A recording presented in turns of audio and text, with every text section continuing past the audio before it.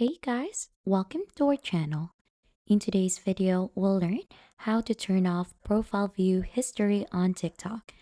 So if you want to turn off the profile view history on your TikTok account, then you're onto the right guide. So as you can see, you'll just need to log in first onto your TikTok account. And I'm currently logged in already in here.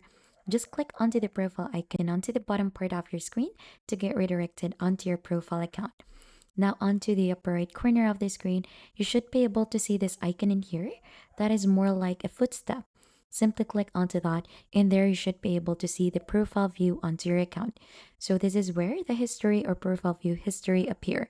So only you can see who viewed your profile in the past 30 days, and if you want to go ahead and turn this off, just simply click onto the gear icon onto the upper right corner of the screen and toggle this one off.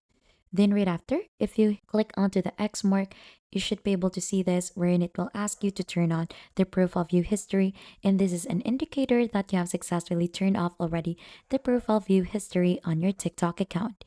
And that is just basically it onto how to turn off profile view history on TikTok.